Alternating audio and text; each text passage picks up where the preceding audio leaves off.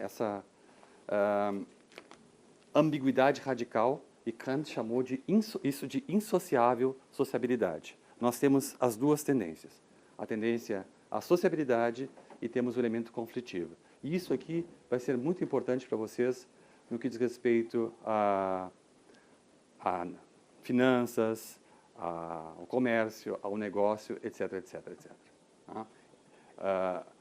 Faz parte, vamos dizer assim, de um realismo antropológico, saber que o ser humano possui as duas dimensões. A dimensão essa da bondade, da alteridade, do altruísmo, mas, ao mesmo tempo, ele possui um mecanismo que o faz autocentrado, que o faz egoísta. E nós não conseguimos erradicar do ser humano essas duas tendências. Tá? Elas são componentes fundamentais do ser humano, e assim que o realismo antropológico, isto é, uma visão saudável e sóbria do ser humano, tem que concebê-lo dessa forma. Dessa forma. Tanto é que nós, por exemplo, estabelecemos mecanismos de controle nas nossas empresas, né? Por exemplo, no que diz respeito ao ponto. Se o ser humano fosse correto naturalmente, nós não teríamos que controlar horário de chegada e horário de saída do trabalho, não é verdade? Então, nós temos confiança, confiamos nos outros, mas ao mesmo tempo há esse elemento de controle nas nossas empresas. Não só nas nossas empresas, nas nossas famílias, etc, etc. Né? Quando a gente pergunta para o filho, depois que o bolo foi feito e ainda estava quente, e aí ele chega, um de 5 anos, por exemplo, com o rosto todo, né, marcado por chocolate, se ele comeu alguma coisa do bolo. Ele vai dizer que não. Ou pode dizer que não comeu. Mas ali a fisionomia dele já está entregando. Então, mesmo na convivência familiar, nós vemos elementos de confiança e de controle. Mas eu vou voltar mais a isso depois. Tá? E na opinião de vocês, por que nós nos reunimos em sociedade? Por que nós vivemos em sociedade? Por que nós não vivemos isolados sozinhos? Vamos colocar aqui algumas respostas. Assim, não há uma resposta certa a candidatos. Para sermos mais fortes, o senhor disse? Em grupo nós seríamos mais fortes do que individualmente. Por que mais? Oi? Proteção. Segurança.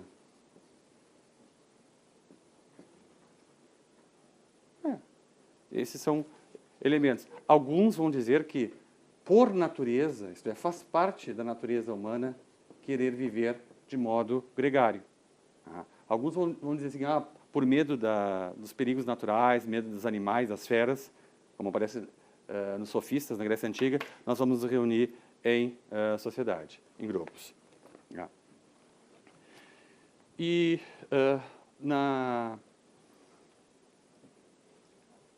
naqueles exemplos que eu dei para vocês, nós podemos dizer assim, há um elemento patológico ou há um elemento constitutivo do ser humano, que é essa tendência ao conflito. Eu trabalho na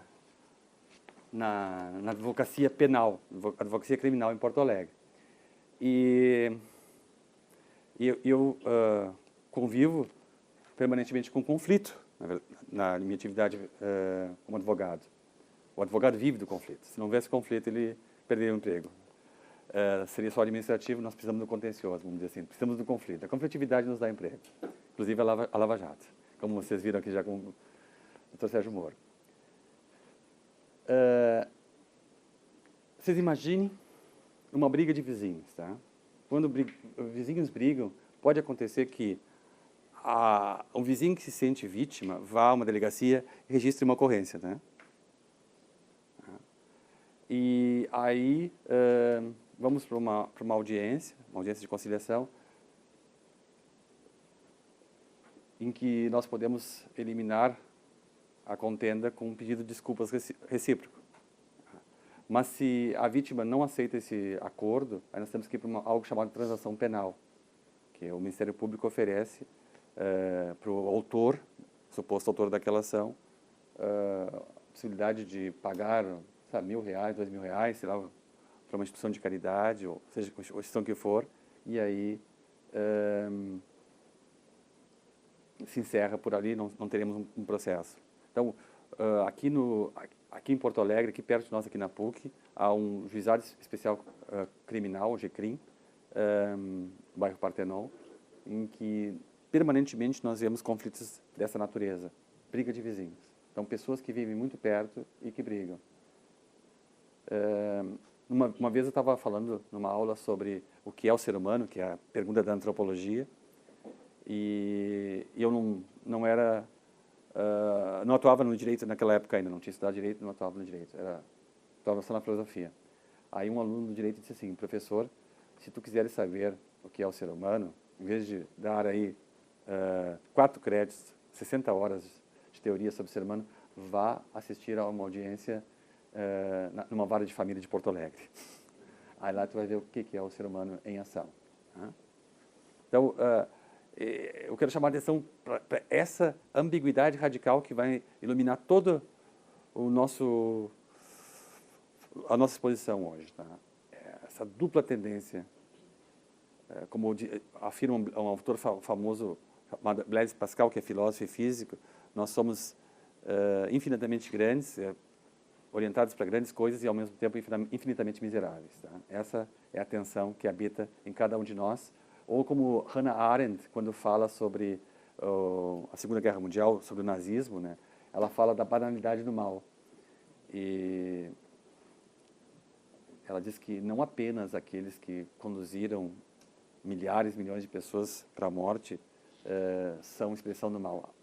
O mal ele está presente em cada um de nós, desperto ou não desperto. Né? Foi o caso que eu dei para vocês do menino Bernardo, poderia dar o caso da menina Isabela, né? Poderia dar o caso, mencionar de novo o caso da Suzane. Aconteceu, naquela época da Suzane, que eu fui com a minha família, eu tenho 3 meninos, fomos ao Beach Park em Fortaleza, passar alguns dias.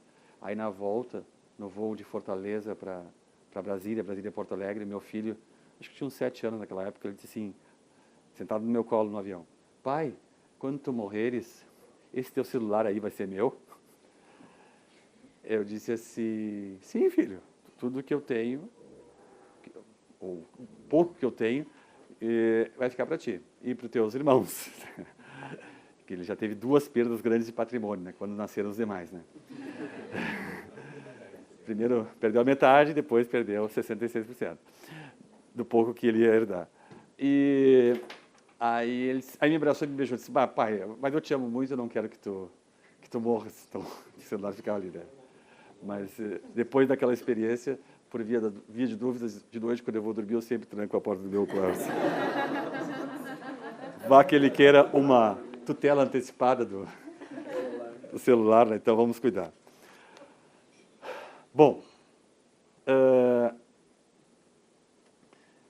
no caso da Suzane Richthofen, esse é um caso emblemático porque é a filha que oportuniza que os pais sejam assassinados, né, pelos irmãos Cravinhos. Né?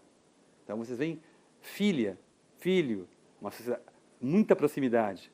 Né? O caso de Três Passos também do menino Bernardo, muita proximidade também. Né? O caso da menina Isabela Nardoni, também muita proximidade. Né? Então, lugar de muita proteção, de muita afetividade, ao mesmo tempo um lugar de muita violência. Vocês estão vendo essa ambiguidade? É com isso que a gente trabalha. Né? É com isso que a gente trabalha. Né? Bom, voltando aqui a Aristóteles. Tá? Aristóteles escreveu essa obra Ética de Como, e agora eu vou dar a palavra para vocês, porque vocês já conhecem bastante da ética aristotélica.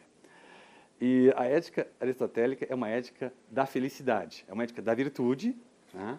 É uma ética da felicidade. Então, Aristóteles afirma que o ser humano ele quer ser feliz. Então, a felicidade, e ele chama isso lá em grego, nós traduzimos por felicidade hoje, ele chama isso de eudaimonia. Tá? Essa é a palavra grega que ele usa, eudaimonia. Tá? Eudaimonia.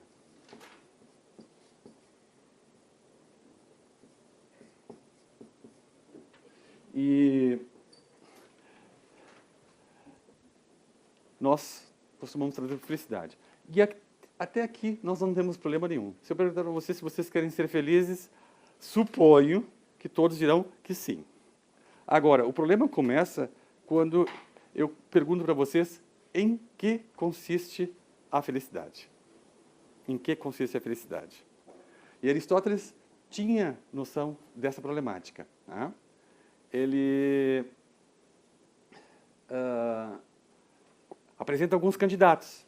Né? Um candidato seria o prazer. O prazer poderia ser um elemento que nos dá felicidade. Tá? Em grego, hedoné.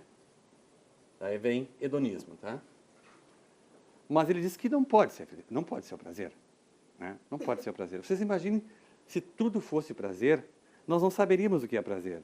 Porque nós sabemos o que é prazer apenas quando ele não está presente, na ausência dele. Então, não pode ser o prazer. Não pode ser também o dinheiro, que seria outro candidato, tá? Para a felicidade. Então, segundo Aristóteles, a felicidade ela vai se basear na virtude. Na virtude. Virtude que ele chama de arete. Tá? Arete. Tá? Não é a música aqui da Ivete Sangalo. Não é arerê, mas arete. Tá? Não confundam. Tá? E aí ele diz que nós temos virtudes intelectuais e virtudes práticas. E aí nós temos a sabedoria prática, que ele chama de frônesis. E ele fala nesse contexto também da mediania, isto é, o equilíbrio que nós devemos ter nas ações. E o equilíbrio não é um meio aritmético, entre 0 e 10 ou 5. Às vezes o equilíbrio pode ser, entre 0 e 10 pode ser 4, pode ser 6. E, segundo ele, todo ser humano procura ser feliz, e a vida feliz é a vida virtuosa. A vida virtuosa significa a vida que busca o bem. Bem, que ele chama de agaton. Tá?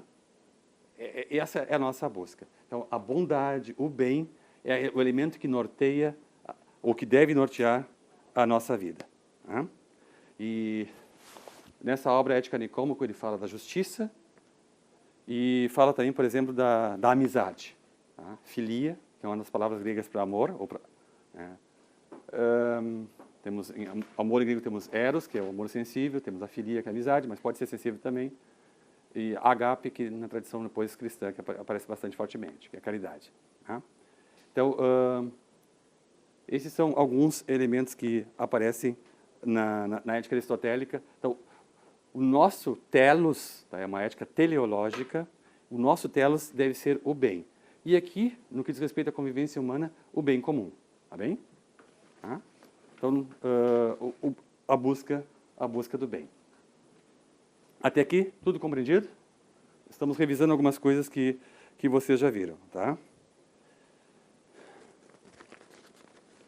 Então, é uma ética teleológica, isto é, ela busca uma finalidade, um fim. Tá?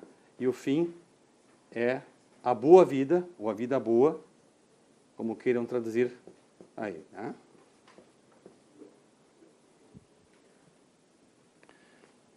E eu gostaria de chamar a atenção para vocês para o seguinte ponto, que é importante para mim para fazer o contraponto depois. Que na concepção grega, sobretudo na ética clássica, o ser humano é um ser naturalmente social. Não é algo artificial. O ser humano não pode ser compreendido enquanto indivíduo.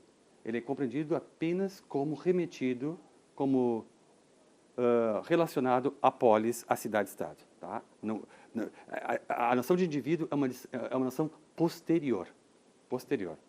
Na Grécia Antiga, sobretudo no período clássico, o ser humano é um ser que vive na polis, vive da polis.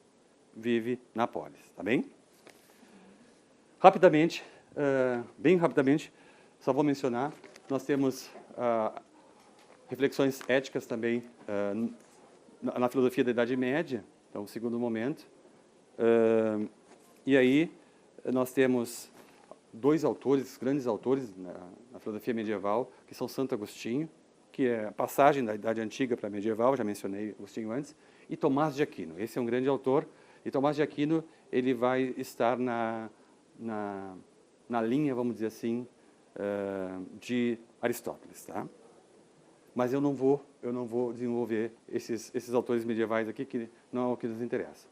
Vou dar um pulo com vocês mais adiante, porque senão eu não vou vencer o que eu tenho que apresentar aqui hoje, tá? Vamos para o período moderno, tá? Período moderno.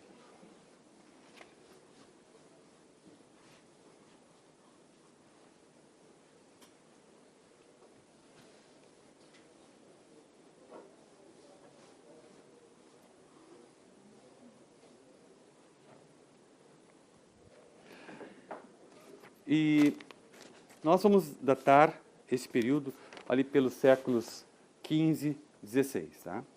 E o primeiro grande autor da ética, ou do período moderno, tá? É René Descartes. René Descartes. Assim se escreve e não se pronuncia os S's. Tá? E em latim, o nome desse senhor é Renatus Cartesius.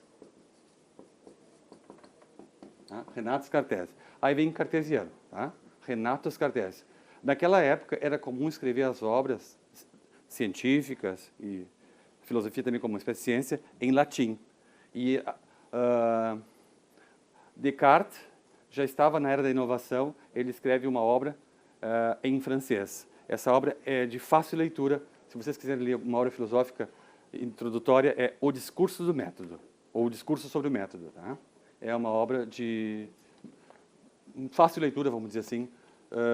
É uma autobiografia de René Descartes. Tá?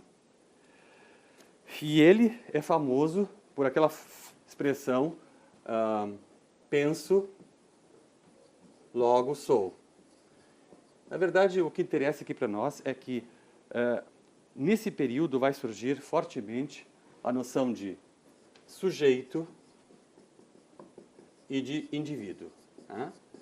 Esse é o que vai marcar esse período aqui, o período moderno. Nós chamamos isso de processo de ascensão da subjetividade. O sujeito que vai se tornar cada vez mais importante. Tá? E nós temos, nesse período, séculos XV e XVI, grandes transformações. Nós temos, por exemplo, o surgimento da imprensa, temos as grandes navegações, e eu vou destacar também a formação dos Estados Nacionais. Tá? Formação dos Estados Nacionais. Podemos mencionar aqui o Renascimento e a Reforma Luterana, ou Reforma Protestante. Tá? O Renascimento ele é um período muito rico da história da arte ocidental. O que acontece no Renascimento? No Renascimento é explorada largamente uma técnica na pintura chamada perspectiva. Então, o pintor ele não vai mais imitar o mundo, ele vai representar o mundo. Tá? Representar o mundo. Então, não interessa a arte aqui como mimesis, que é imitação, mas interessa como o artista vê o mundo. E isso fica claro num quadro muito claro que vocês conhecem, que se chama A Escola de Atenas, de Rafael, que está no Museu do Vaticano também. No centro do quadro está Platão apontando para cima e Aristóteles apontando para baixo. Então, Platão, o homem das ideias, e Platão e Aristóteles indicando aqui o mundo concreto, a empiria. Tá? Então, nesse quadro vocês vão ver fortemente a presença da perspectiva e até um autorretrato do Rafael. No período moderno, cada vez mais o ser humano ele é compreendido na sua subjetividade. Tá? O que significa isso? Significa que algo como escravidão ou como um ser humano naturalmente escravo não tem mais lugar. Entenderam? Esse é o período, vamos dizer, período da descoberta do sujeito, descoberta da subjetividade, que é algo importantíssimo. O ser humano se entende como um ser que tem valor, que não é mera coisa, que não é um instrumento. para os outros, tá? Isso vocês podem constatar num filme chamado Coração Valente, né? Conhece o filme? Do Mel... Exatamente. Vocês lembram daquela cena do casamento da camponesa?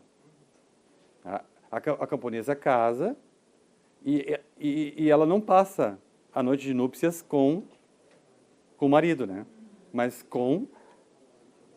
Oi? Com o senhor feudal, né? E isso tinha amparo legal, inclusive. É chamado o ius prime noctis, né, em latim.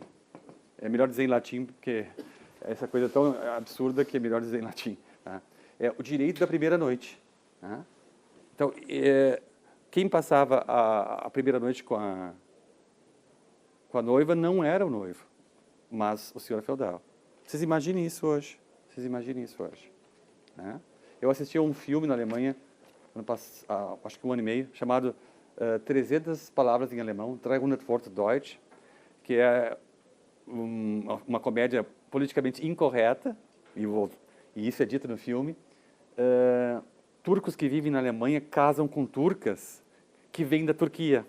Então chega um ônibus cheio de mulheres, tá? E lá estão os homens com flores esperando as mulheres, e cada um recebe. Essa vai ser a tua esposa, essa vai ser a tua esposa, essa vai ser a tua esposa. Vocês conhecem isso? O casamento arranjado? Né? Que existiu também no Brasil. O pai da noiva e o pai do noivo combinavam. Olha, eu tenho uma guria lá em casa. Oi? Bem bonitinha, sabe cozinhar, etc, etc.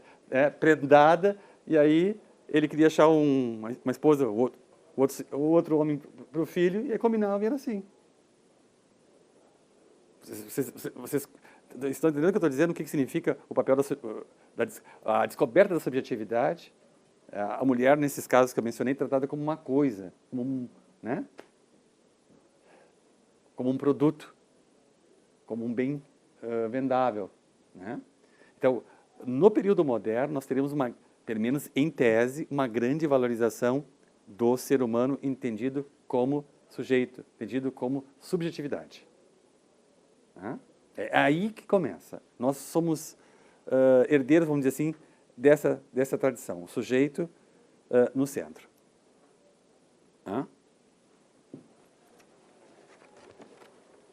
Esse modelo aparece em Descartes. E eu vou apresentar mais 2 modelos. Um rapidamente antes do intervalo. E depois eu vou passar na outra parte para a parte mais central da minha exposição. E quando eu for falar de Kant. Agora eu vou falar rapidamente de Hobbes. Vocês já ouviram falar de Thomas Hobbes?